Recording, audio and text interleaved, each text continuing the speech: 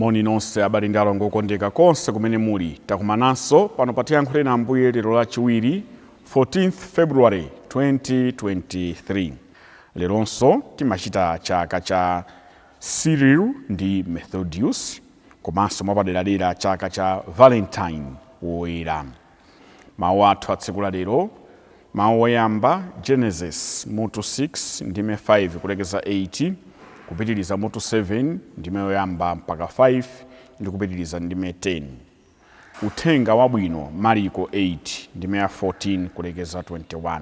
Amene akutiwerengera mthenga wabwino komanso kutigawira mawu ndi Reverend Father Augustine Kaliu kuchokera ku St. Matthias Parish, Lumbadzi, mu Archdiocese ya Lilongwe. Tikhale limodzi timve mawu a Mulungu. Ambuye akhale nanu, akhalenso ndi mzimu wanu. Mawu a mthenga wabwino monga adalembera Mariko woyera. Ulemu kwa inu Ambuye. Ophunzira a Yesu anali atayiwala kutenga buledi, kotero kuti mchombomo adali ndi buledi imodzi yekha.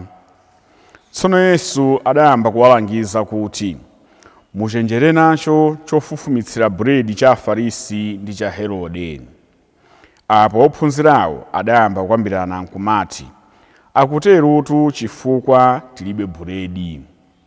Yesu adadziwa zimene iwo ankanena, ndiye adawafunsa kuti, bwanji mukukambirana zakuti mulibe buledi?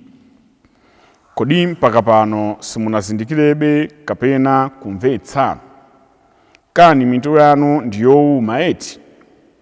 Maso muli nawo, kodi simuona? Ndipo makutu muli nawo, kodi simumva? Kodi ino simukukumbukira zijazi? Muja ndidanyemanyema buledi nsanu kuti ndidyetse anthu zikwi zisanu. Kodi mudadzaza madengu angati azotsala? Ophunzirawo adati, madengu 12. Yesu adawafunsanso kuti, nanga muja ndidanyema buledi nsanu ndi muwiri ndi kudyetsa anthu zikwi zinayi, mudatola madengu angati azotsala? Iwo adati, madengu 7. Apo Yesu adati, nanga ndiye simunamvetsebe? Mthenga wa Ambuye. Ulemu kwa inu Ambuye Yesu Khristu.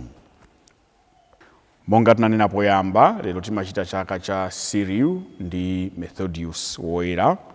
Awa anali pachibale ndithu, abale, munthu ndi m'bale wake, brothers.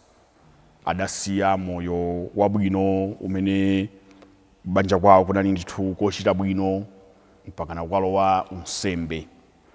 Osalekera pomwepo mpakana anadzozedwanso kukhala ma episkopi, munthu ndi m'bale wake. Mulungu amatiyitana m'njira zosiyanasiyana, ndipo tikamanenadi kuti utumiki ndi mphatso komanso ndi misteri zimaoneka mu zinthu ngati zimenezi kuti zimatheka bwanji tikamva mbiri za oyera ena monga lero Cyril ndi Methodius kuti kuchoka pa comfort zone, kuchoka pa zinthu zimene dziko lapansi limaona kuti ichi ndiye chinyezi, apa nde apompoe zili bwino, nkumachoka pamenepo kufuna kumutumikira Mulungu. Zitipatse chilimbikitso ife achinyamata kumva kuyitana kwa Mulungu regardless of where we are. No matter how sometimes we may think we are on a high status, etc. Remember, God calls us the way we are. We simply have to say, yes, here I am, Lord, send me. Ndiye Cyril ndi Methodius akutikumbutsa ndithu kuvomera kuyitana kwa Mulungu, kusiya za pa dziko lapansi. Kuonjezera pamenepo, Cyril ndi Methodius ndi mapatron saint aku Ulaya, patron saints of Europe. Chifukwa cha mphamvu ndi chidwi, the zeal for evangelization, analalika uthenga wabwino mayiko ambiri aku Ulaya. Cyril and Methodius, pray for us.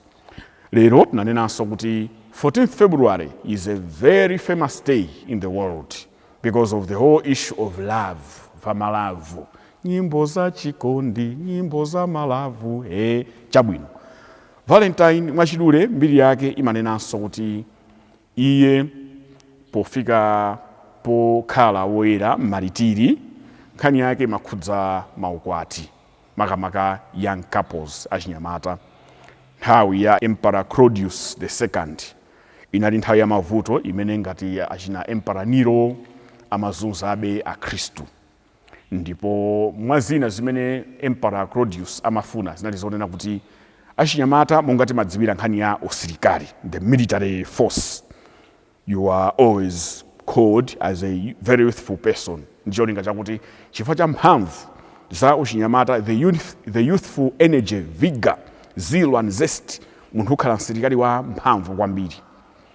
Choncho amaona ngati nkhondo aziluza, aona ngati nkhondo sapambana chifukwa chakuti akangwalola achinyamata ambiri mwa iwo kulowa mbanja, akhala bize, akhala ndi chidwi chomasamala mabanja awo.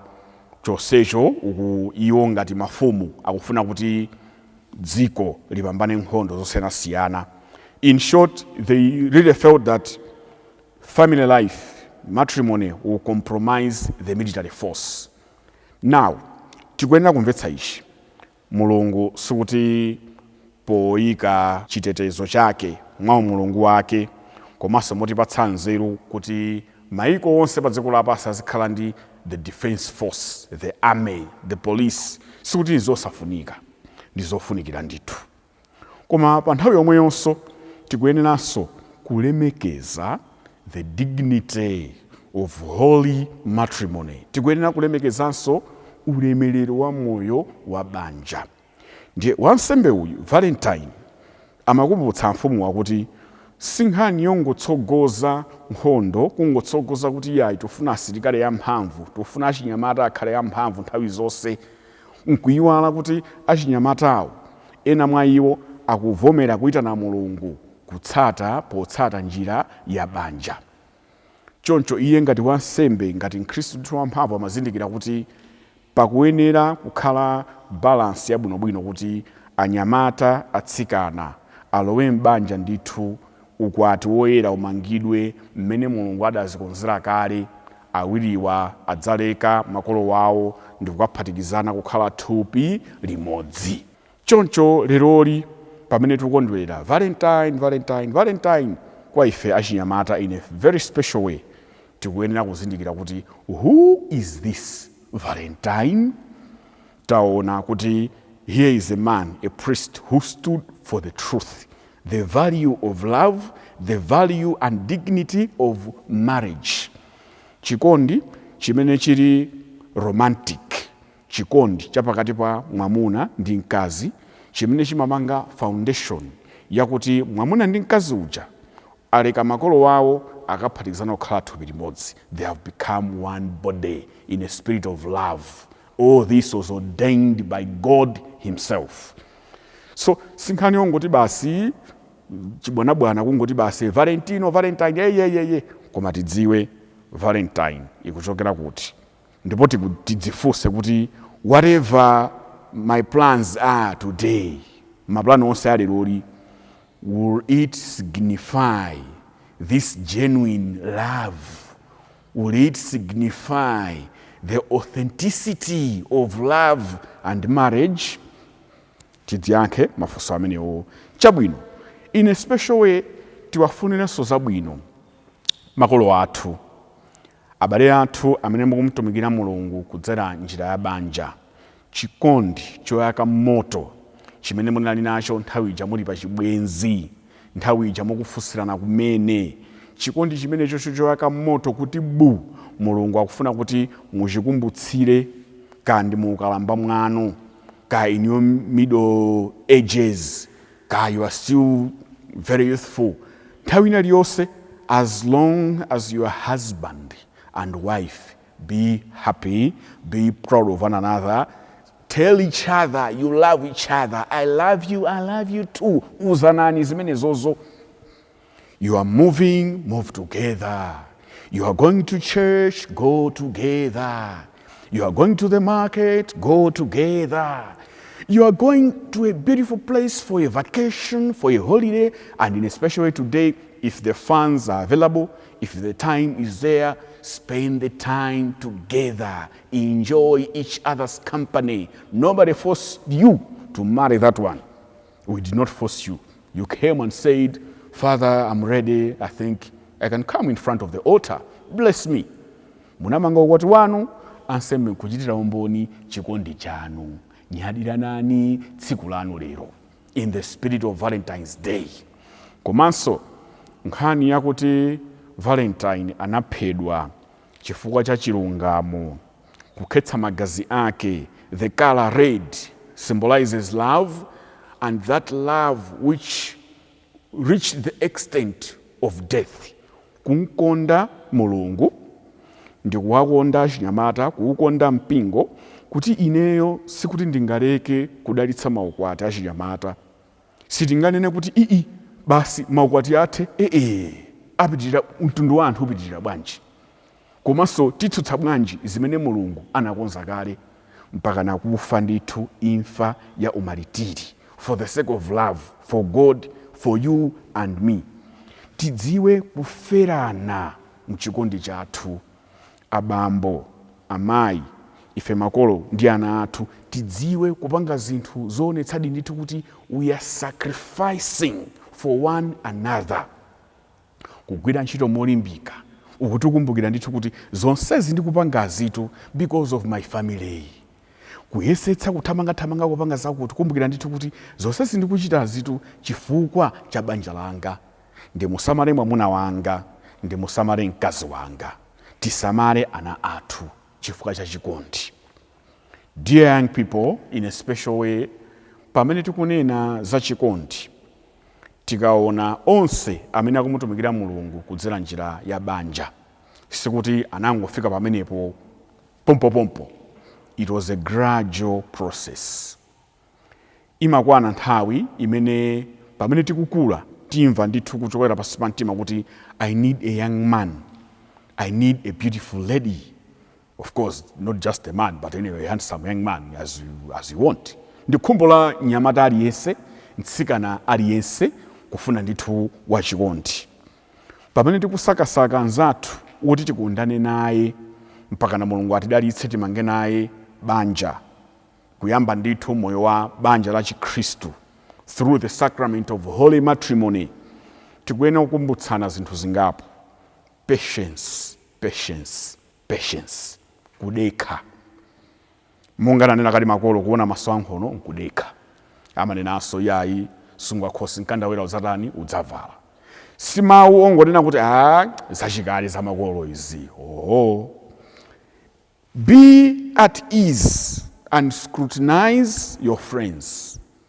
Inde ndi nyamata wa bo, look sharp, inde kangenge, inde. But go beyond the looks. Try to probe, try to search, try to penetrate the heart. Kodi amene untampyetsa mtima akakwiya atani. Kodi okay, she is happy, aonekaso bwanji. Alidere nkulinga utaenda naye. Ndikumaonana bwinobwino. Kufika ponena kuti you are saying I love you. It's not an easy thing. Sinjongoti basi lero ndilero basi therefore timanena asopaja kuti not all that glitters is gold. Si zonse zong'anima zili golide. Chati mbee sindiye kuti chapya. Paize palo. Kenakonso chikondi pamene chabwera mu mtima mwathu tisayiwale kuti nzeru zikuyeneranso kugwira ntchito pamodzi ndi chikhulupiriro. Pamene tikunkonda anzathu tinkonde inde, koma ndi caution pang'ono yonena kuti munthu pamene tikumutchula kuti munthu, is it our boyfriend, girlfriend, can disappoint us. Tsiku lomwe lino tikunenali, this very same day, Valentine's Day, can be a heartbreaking day. It can happen. Iwe nkudzidzimuka kuti ineyo mesa ndimanena kuti ndiye kungodabwa kuti foni ine amene walandira muti limodzi, enjoying the meal together, kapitsa kaja mukudya bobo limodzi, kudzangozindikira kuti foni iyi ndinaso zikukhala bwanji.